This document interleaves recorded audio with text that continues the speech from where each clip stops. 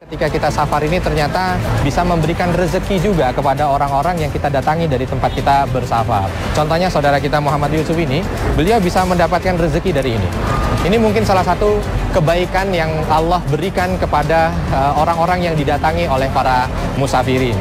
Jadi mudah-mudahan nih kalau safar kita bernilai ibadah dan kita mampu untuk memberikan kebaikan kepada orang-orang yang ada di sekitar tempat kita safar, baik dari membeli baju yang mereka jual, membeli barang dagangan, oleh-oleh yang mereka jual. Kalau safar kita bernilai ibadah, maka insya Allah semua yang kita kerjakan pun bernilai ibadah. Itu nikmatnya. لا تشد الرحال إلا إلى 3 مساجد المسجد الحرام ومسجid الرسول ومسجid الأقصى. Inilah 3 poros surga dunia.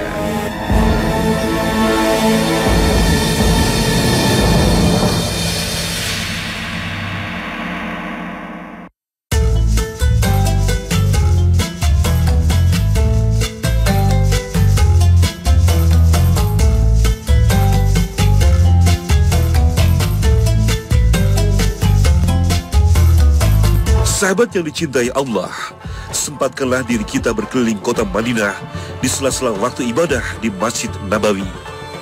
Bermodalkan uang 100 real, kita bisa menyewa mobil untuk berkeliling Madinah sambil mempelajari sirah Nabawiyah atau kisah hidup Nabi Muhammad SAW.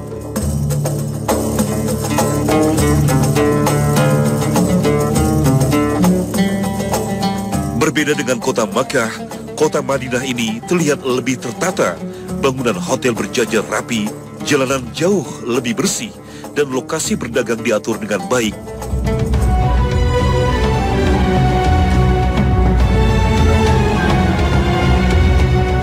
Pertanda Madinah telah menjadi kota internasional, tidak heran jika keberadaan pusat penukaran uang atau money changers bermunculan dan diatur dengan baik. Disinilah jamaah dari berbagai belahan bumi menukarkan uang tanah airnya dengan lembaran Saudi Arabian Rial atau berbelanja dan membayar kebutuhan hidup lainnya.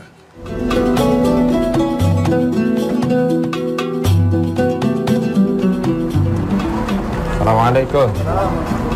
Ada takbal? La takbal. Israel takbal. Ada? Tayyib.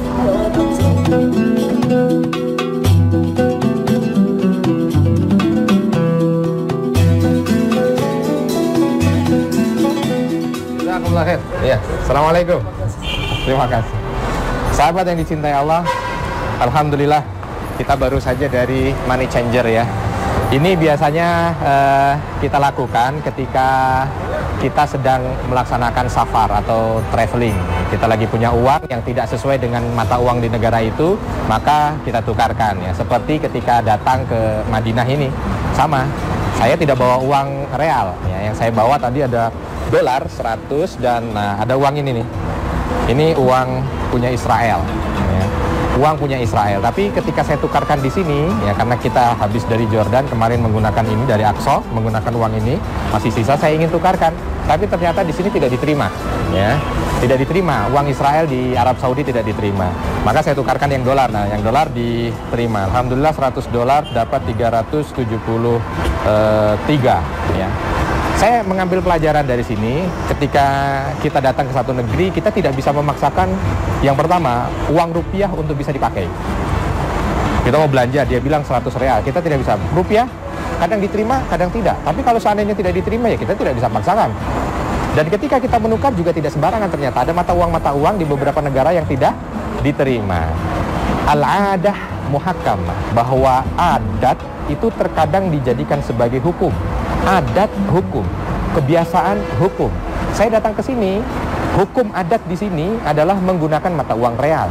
Maka saya harus mengikutinya dengan menukarkan mata uang saya kepada real. Maka insya Allah ketika kita mampu menjadi manusia yang memperhatikan adat budaya di satu daerah, ini akan dapat membantu kita untuk bisa dihormati oleh orang-orang di sekitar kita. Dan inilah poros surga.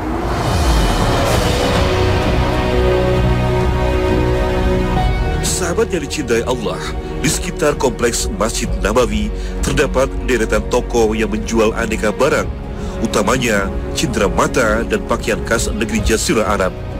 Toko-toko busana di sekitar Madinah banyak menjual aneka hijab, gamis, dan baju panjang. Jamaah yang lalu lalang di sekitar masjid adalah konsumen utama para penjual dan pedagang di sekitar Madinah. Mayoritas barang yang menarik minat pembeli adalah baju gamis. Di kawasan ini, baju gamis dijual dengan kisaran harga 30 hingga 300 real. Kemampuan menawar barang mutlak dibutuhkan untuk mendapatkan baju dengan harga yang terbaik. Kamu ada nikah? 58. 58? Iya. Ukuran Syekh insyaallah. Ukuran Syekh. Sahabat yang dicintai Allah nih, lagi jalan-jalan, baju kebetulan habis, jadi mau beli. Ini gamis. Gamis ini pakaian yang langsung seperti ini ya. Nah, ini biasanya pakaian yang dipakai oleh orang Arab. Kalau kita Indonesia kan pakaiannya seperti ini. Tapi kalau orang Arab pakaiannya seperti ini nih, gamis langsung. Tapi kita perlu tahu ya, pakaian seperti ini adalah pakaian budaya. Artinya memang semua orang Arab, mau soleh ataupun tidak soleh, semua pakaiannya seperti ini ya. Pintar atau tidak pintar juga semua pakaiannya seperti ini, karena ini pakaian budaya, bukan pakaian syar'i ya. Jadi bukan berarti kalau orang pakai pakaian seperti ini jamin oleh Allah untuk bisa masuk surga, tidak. Berbeda dengan jilbab. Nah, kalau jilbab lain ceritanya. Kenapa? Karena kalau jilbab itu ada perintahnya dalam Al-Qur'an. Allah Subhanahu wa taala dalam surah An-Nur ayat 31 dan Al-Ahzab ayat 59 sudah menegaskan bagaimana tata cara wanita itu mengenakan pakaian. Ya. Jadi jangan disamakan antara gamis dengan jilbab, karena kebanyakan orang bilang, "Wah, itu jilbab itu sama dengan gamis budaya Arab, boleh pakai, boleh tidak, seperti kita pakai pakaian batik dan lain sebagainya." Oh, tidak seperti itu. Jadi jangan salah meletakkan hukum. Kalau gamis, ya ini budaya. Tapi kalau jilbab, Allah sudah berikan ketentuannya. Kalau gamis di Al-Quran tidak ada ketentuannya harus memakai gamis buat para lelaki. Nah, mudah-mudahan yang seperti ini kita diberikan kemudahan nih untuk menilai dari apa-apa yang ada, ini kira-kira masuk bahagian syar'i atau tidak. Kalau masuk dalam bahagian syar'i, jangan sekali-sekali dilanggar. Karena apa? Itu sudah ketentuan dari Allah Subhanahu wa taala. Tapi kalau seandainya hanya sekedar budaya, silahkan diambil budaya yang baik. Kalau memang itu diperbolehkan oleh agama kita, ambil. Tetapi kita juga perlu untuk mampu untuk melindungi akidah kita dari budaya-budaya yang tidak baik. Yang tidak baik jangan diambil. Apalagi yang tidak sesuai dengan syariat dan dilarang di dalam agama. Mudah-mudahan ini bisa menjadi pembelajaran kita bersama, dan inilah poros syurga. Kam, akal syekh. Hah? Insyaallah. Hah? 100. 70, Masya Allah. Tayyib.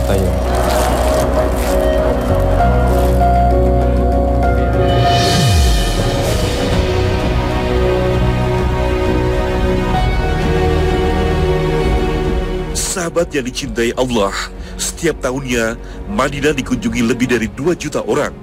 Padahal penduduk asli kota ini hanya berkisar 1,8 juta jiwa saja. Artinya, setengah penghuni Madinah merupakan jamaah yang berhaji atau berumroh. Kedatangan manusia dari berbagai penjuru menimbulkan efek bagi perekonomian kota Madinah.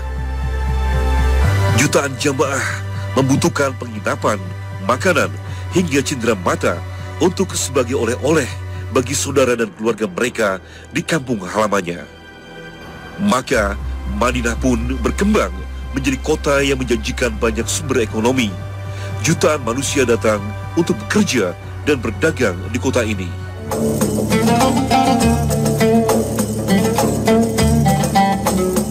Salah satunya adalah Muhammad Yusuf. Pria dengan keterbatasan fisik ini tidak membuatnya berpangku tangan dan mengharapkan belas kasihan dan derma dari para jemaah. Muhammad Yusuf ikut berikhtiar menjemput rezeki Allah dengan berdagang di atas kursi rodanya.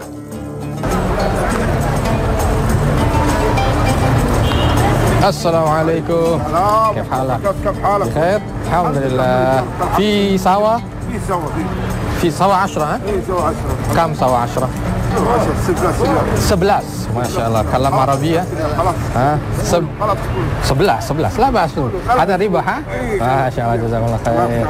كويس فين هذا سوا الله يبارك فيك الله يبارك فيك الحمد لله Indonesia من المال اندونيسيا؟ Jakarta Jakarta Masya Allah ism محمد يوسف. Muhammad Yusuf Masya Allah Muhammad Yusuf Alhamdulillah sahabat yang dicintai Allah. Hah? Sahih? Masya Allah. Ya, sahabat yang cintai Allah, ini ada saudara kita Muhammad Yusuf ya. Beliau di sini kalau kita lagi di depan hotel, ini biasanya beliau sedang berjualan kartu untuk pulsa kalau bahasa kita ya. Ada macam-macam, ada sawah, ada mobile, ada macam-macam lah. Nah, ketika kita datang ke sini kan biasanya jamaah ini selalu membutuhkan yang seperti ini nih. Nah, karena untuk komunikasi dengan orang yang ada di tanah air. Kalau kita berbicara membeli sesuatu dari tempat di mana kita safar, saya jadi melihat bahwa ketika kita safar ini ternyata bisa memberikan rezeki juga kepada orang-orang yang kita datangi dari tempat kita bersafar. Contohnya saudara kita Muhammad Yusuf ini, beliau bisa mendapatkan rezeki dari ini.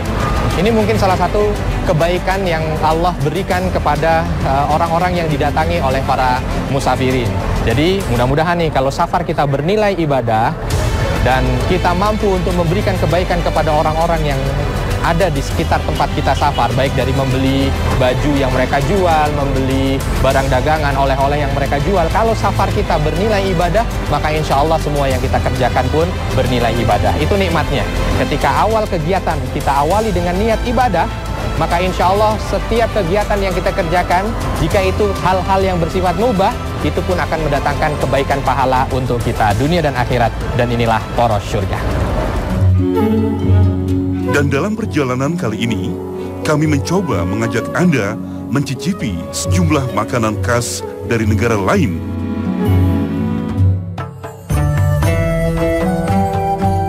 Berkat informasi yang kami dapatkan dari mahasiswa yang tinggal di kota Madinah, perjalanan kami pun tertuju ke sebuah restoran khas Yaman bernama Sati Jaziroh yang terletak 3 km dari kompleks Masjid Nabawi, tepatnya di Jalan Airport Road.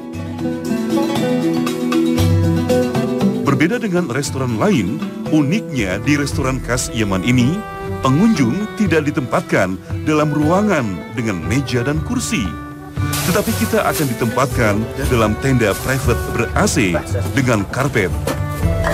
Sahabat yang dicintai Allah, alhamdulillah nih, siang hari yang agak sedikit panas ya, karena ini sudah bulan yang mengarah kepada musim panas ya.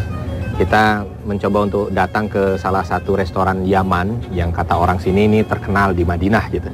Nah, kita coba tanya dengan dua sahabat kita ini. Ada Mas Cecep, ada Mas Muhammad. Ini tanya satu-satu nih. Ini apa namanya nih? Namanya kalau ini saltah ya ini ya? oh ini saltah. Saya ini fahas. Ini Akdad Dajjaj. Ini ada rotinya. Biasanya makannya dengan kesini ya. Kita cobain satu-satu karena kita tidak tahu kan. Masih panas dari bagian. Gimana sih? Dekat dengan bumbu Indonesia. Jadi kalau orang Indonesia cocok. Kita coba yang ini. Ini saltah. Saltah ya.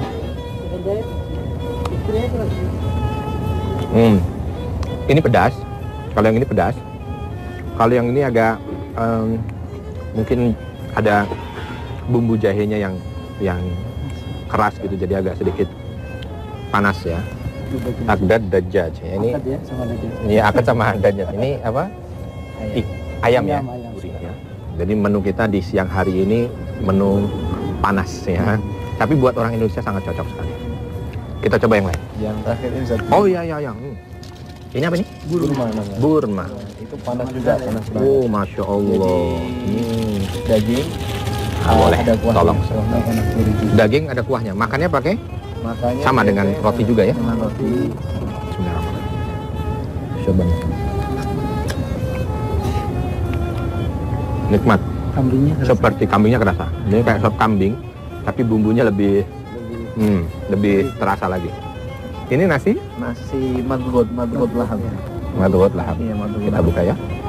Jadi ini daging dimasak langsung dengan nasinya jadi satu. Kita bilangnya kebuli, tapi Nasi bukan. kebuli. Oke. Ini nasi madghut ya. Kita coba bismillahirrahmanirrahim. Apa namanya ini? Maksum. Maksum. Jangan menutup. Maksum ya. Bismillah. Bismillahirrahmanirrahim.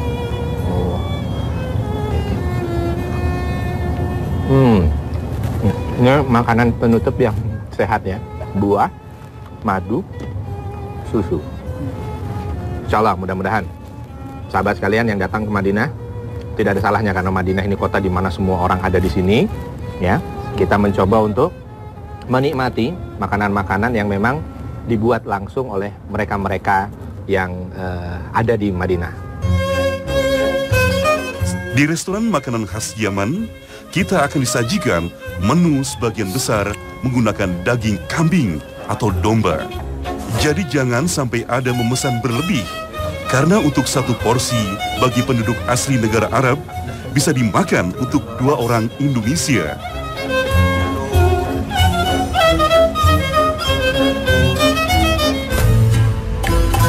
Usai menyantap makan siang di restoran khas Yaman, kami pun kembali melanjutkan perjalanan untuk mencari kekayaan kuliner yang ada di kota Madinah. Kali ini, kami mencari minuman khas yang bermanfaat dan dianjurkan pada zaman Rasulullah, yakni susu unta. Sahabat yang dicintai Allah, saat ini kita sedang berada di peternakan unta yang ada di Mantikoh Baidho ya. Barusan saya melihat bagaimana para peternak ini mengambil susu dari onta-onta betina yang ada di sini. Kita lihat di sini, onta betina ini dia akan tenang mengeluarkan susu kalau seandainya anaknya itu ada di sebelahnya. Nah, dia tidak mau mengeluarkan susu itu kalau tidak anaknya terlebih dahulu. Jadi dia memberikan bagian dulu kepada anaknya. Baru setelah itu dia akan tenang untuk diambil susunya. Beda dengan yang di depan tadi, ketika anaknya tidak dibiarkan untuk mengambil juga susu dari ibunya, maka dia meronta-ronta. Pelajaran yang berharga dari onta ini, bagaimana seorang ibu ketika dia ingin memberikan yang terbaik dari dirinya, itu harus diberikan kepada anaknya dulu, baru diberikan kepada orang lain. Alangkah baiknya kalau seandainya kita punya sesuatu yang paling berharga dalam hidup ini, kita berikan kepada orang yang paling berharga untuk kita. Siapa dia? Keluarga kita. Jangan sampai kasih sayang kita berikan kepada yang lain, keluarga kita tidak kita berikan. Waktu kita berikan kepada yang lain, keluarga kita tidak kita berikan. Kita mampu mengajar orang lain, keluarga kita tidak kita berikan. Sahabat yang dicintai Allah, kita sudah sama-sama memahami bahwa perintah utama adalah ku anfusakum wa ahlikum nar. Jaga dirimu dan keluarga kalian dari api neraka. Semoga pelajaran kali ini betul-betul bisa mengingatkan kita kembali. Kalau seandainya saat ini kita lebih mengedepankan karir, lebih mengedepankan untuk memberikan maslahah kepada orang lain, keluarga kita terabaikan, mudah-mudahan ini menjadi cerminan buat kita. Bahwa ternyata Allah bukan meminta dari kita itu. Allah meminta dari kita menjaga diri kita, lalu menjaga keluarga kita dari api neraka. Memotivasi diri kita, menyemangati diri kita dan keluarga kita untuk bisa masuk ke dalam surga. Dan inilah poros surga.